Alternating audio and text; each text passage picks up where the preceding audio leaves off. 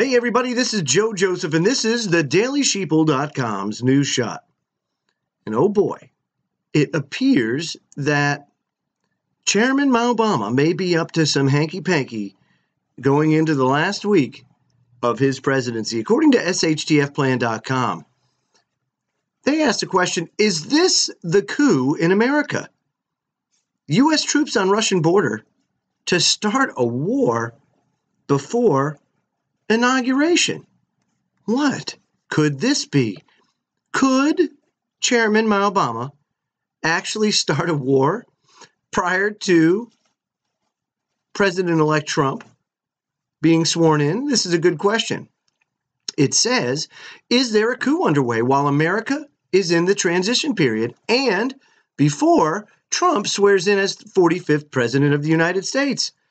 How real is the clash between the rogue Manhattan billionaire and the intelligence gang behind the throne? Who will win the struggle for power over foreign policy? These are serious times and require serious consideration. The U.S. sent an entire armored brigade to the Russian border, and Vladimir Putin is preparing for all-out war. Missile defense systems are raised. Tall claims and serious charges have been levied. Diplomatic relations have chilled to a permafrost. Several Russian diplomats have turned up dead recently, including one murdered in front of a camera during a dramatic assassination in Turkey. Russia's bucked U.S. order in the Middle East and carved out a potential peace deal in Syria without U.S. consultation. Things are reaching a flashpoint, and the system is concerned about controlling President-elect Trump, given his rumored friendliness with Putin and plans to drop sanctions. Because, you know, folks, a friendly relationship with Russia would just be totally counterproductive to anything and certainly not serve in yours or my best interest. The only thing that would serve yours or my best interest, of course, would be full-scale mutually assured destruction. That is the only thing that I can think of personally that I want. You know, nuke them till they glow. That's basically what would be in yours and my best interest, according to the powers that shouldn't be. It says, will there be shock designed to correct Trump's foreign policy and set off the ticking time bomb between East and West into all-out hostilities? Though these two world powers have clashed repeatedly in recent years, there are several key factors that make this round extra alarming and put a peaceful transition into question of exploding into total war and undermining force from within the deep state, CIA, and the shadow government. So let's go over some stuff. It says, until Donald Trump swears in and settles into the White House, the U.S. remains in a strange air, with an open window for a coup to take place or a major unforeseen disruption, including some type of terrorist attack. If the deep state wants to start a war with President Trump, which President Trump will be forced to finish, of course they can do it. If the deep state wants the same war to block Trump from taking power or from making major decisions, they'll do it. Number two, with claims that Russia hacked the U.S. elections, foreign policy has never been more warlike, despite lacking evidence, of course, because who needs evidence? Don't let the facts get in the way of a good story, folks. And a politically heavy spin on events. The powers that shouldn't be intended to drive home the narrative that Putin crossed the line. Damn it. While Trump is his puppet, you know, that's because, you know, that's what you do when you have $9 billion, right? Is that you're somebody's puppet. No. And of course, the alternative media is all mesmerized as the, quote, fake news cheerleaders. Of course, this narrative is false, but could fan the flames for war. The new Cold War has been solidified. The aggressive rhetoric in Washington and highly militarized movements, such as something big's coming down the pipe. It could very well be. If you take a look at what's going on over in Europe, we have moved a lot of armor and equipment and weapons over to the Russian border. That's not something that would certainly make us comfortable. Could you imagine if Kanadistan moved all their soldiers and tanks to the American border? Now, I know that we would probably be like, come on, Canada, what are you doing? Okay, very funny. All right, knock it off. Come on, go home now, right? But no, we would be pissed if Kanadistan is not extreme enough for you. Let's try China. China could very well come over and start parking things. Get some sort of agreement with Mexico and start parking military equipment right on our border. You're telling me that they wouldn't be pissed off that China's putting bases right on our border? Of course they would. Any American would. It would feel invasive. So why is it okay for us to do it? 3, leftist and angry Hillary supporters are revolutionary, if severely misguided. Rosie O'Donnell was only the latest celebrity figure to call for martial law in order to postpone the inauguration and put Trump on trial. Because that's what happens when you win the presidency, is that you should go on trial for it. The deep state crew that tags along with Hillary are also quite dangerous. The CIA and shadow advisor types. It is possible that some of these figures are involved in assassinating diplomats, chauffeurs, and personal aides close to Putin and his network. I don't know, folks. It could be. Number 4, in his final week in office, lame duck Obama could lay an egg that hatches the war. I like that. Or intelligence community figures could go rogue. Black ops, a false flag, or perhaps a successful provocation or antagonization event could trigger a massive kickoff to war that no president could simply stop with the stroke of a pen. And 5, defensive measures, including setting up, anti-missile defense shields, has moved inwards encircling Moscow. And those being used in the Ukraine, in Syria, and elsewhere along the grand chessboard suggest extremely pugnacious diplomatic gestures, since true democracy and diplomacy has frozen up after repeated insults by Washington. Now, in response, of course, Russia has deployed anti-aircraft missile systems around Moscow, to protect the capital from attack. The S-400 Triumph air defense system has provided air cover for Russian forces in Syria since November. But hey, there's no place like home, according to Russia, and so they're making sure their people are protected. Via Russian Insider, a U.S. Armor Brigade, the 3rd Armor Brigade and 4th Infantry Division, is on the move to the Russian-Baltic border.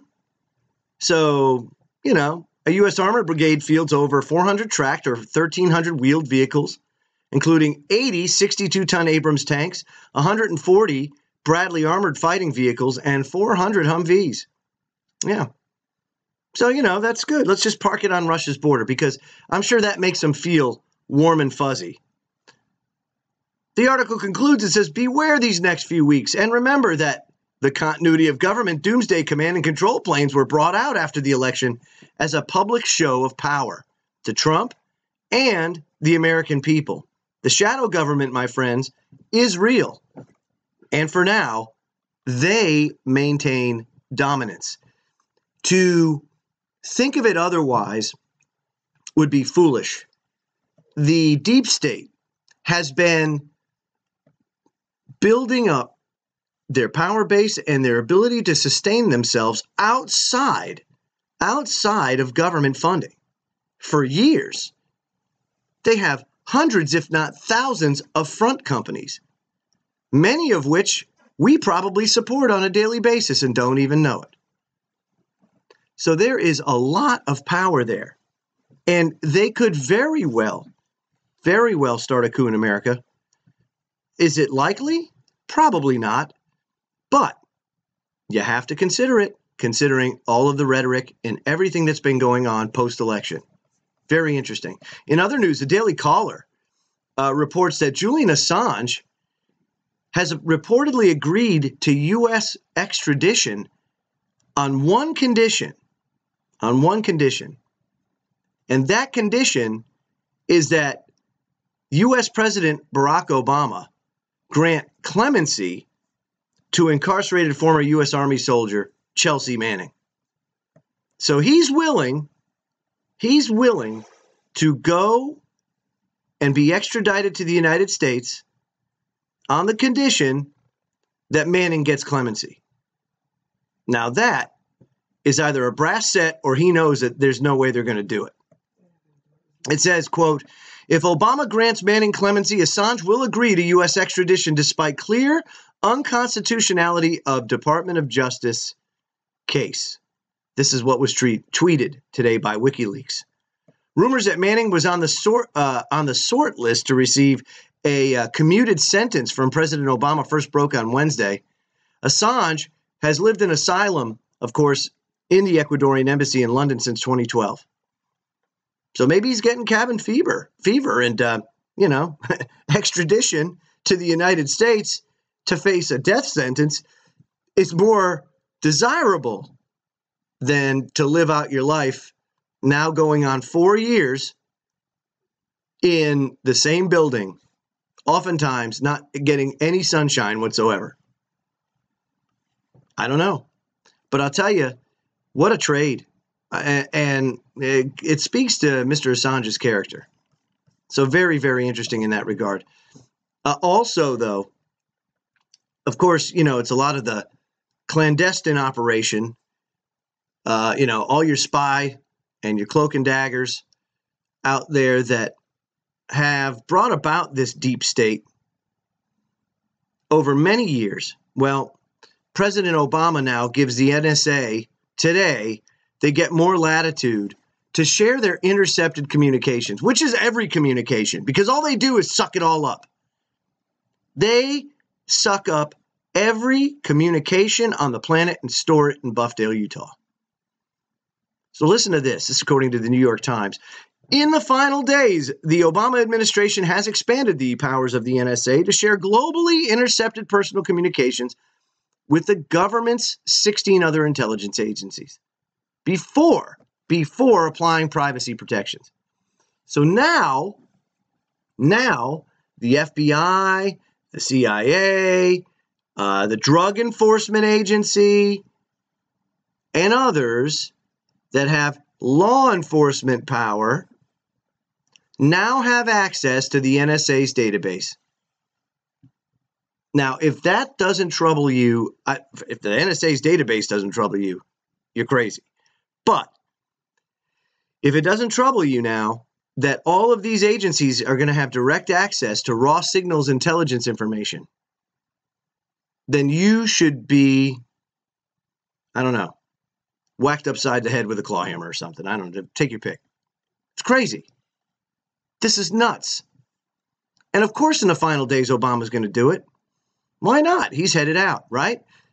And this plays right into Trump's hand. Hey, I can't take this negative press if I do this. So, Barry, why don't you do this for me? Look, I don't think there's as much love lost between Obama and Trump as people say that there is. I just don't. So perhaps maybe Barry threw him a bone. Yeah, no problem. I'll put that in there. No big deal. So he wouldn't have to take the political heat for it. But this is going to get buried. And this is going to be a Trump effective tool in his arsenal to be able to combat terrorism and ISIS when it really has nothing to do with that. It's very interesting. And of course, President-elect Trump has been under attack with a lot of fake news. He called out CNN, reported on that yesterday.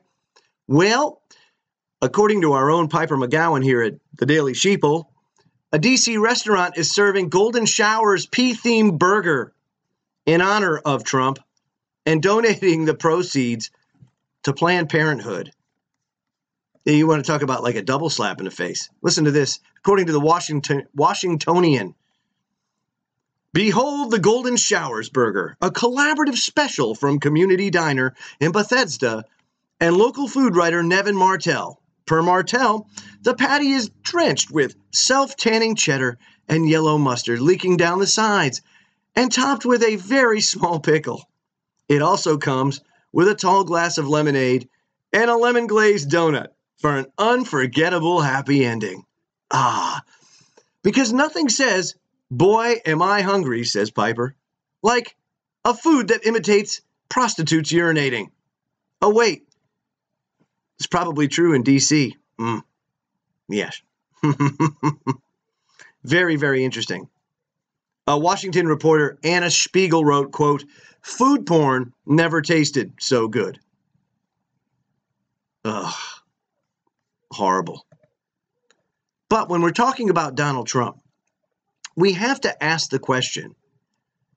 And if you remember yesterday, I brought up the fact that he's surrounding himself with people of his own ilk, and specifically a high concentration of people from Goldman Sachs. Well, TDS also has an article today. We mirrored John Rappaport's piece. What deal did Donald Trump make with Goldman Sachs? So he asked a question. Wall Street on Parade details the boggling Goldman Sachs presence on Trump's team.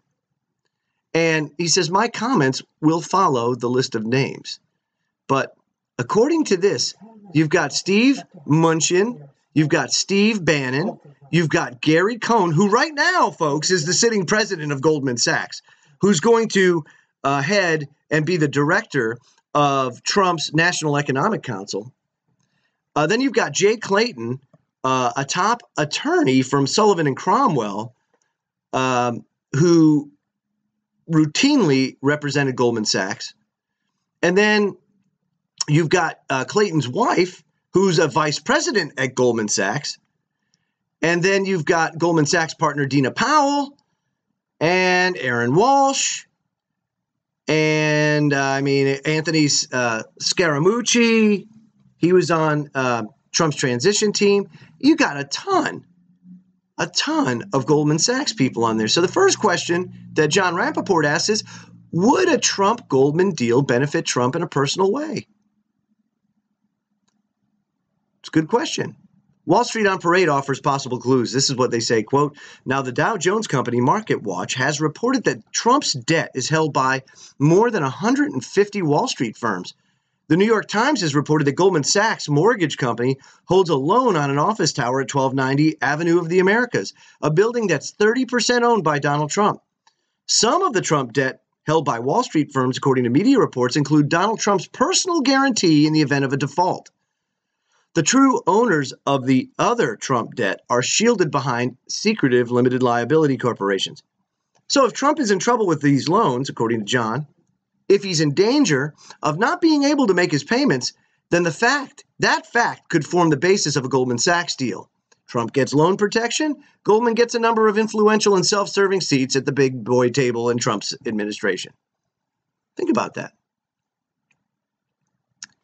That could very well be a possibility. It seems to me a bit bizarre that you would just go ahead and, there it is, the Goldman Sachs team joins Trump in Washington. And it just remains to be seen what all this means for the American people. You know, is it going to be more the same? Is it going to be status quo? Or are we going to see real change?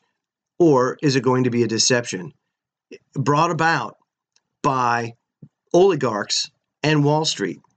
You know, these are things that we have to ask ourselves, because as time goes on, that hole that we keep digging here in the United States just keeps getting a little bit deeper and a little bit deeper each day. And fairly soon, we're not going to be able to dig ourselves out of this hole. And it's going to take each and every individual here in America to pull together and exhibit some personal responsibility and mutual respect for your fellow man and woman out there, and tackle these problems and apply pressure. And if we can't get it done that way, you know, then we get active and we start hitting them in the wallet. That's the way you do it. Just like they do it for you with speeding tickets. You don't like it? Who wants to pay a speeding ticket, right? Well, who wants to pay taxes if they're not doing what they're supposed to do? Put it in escrow. Put your taxes in escrow. What a great way to fight back. You want your money? It's there collecting interest. Follow the Constitution, and you'll get it. I'm Joe Joseph. This was the DailySheeple.com's Daily News Brief, and I will have one again for you tomorrow. Have a great night, everybody. Mañana.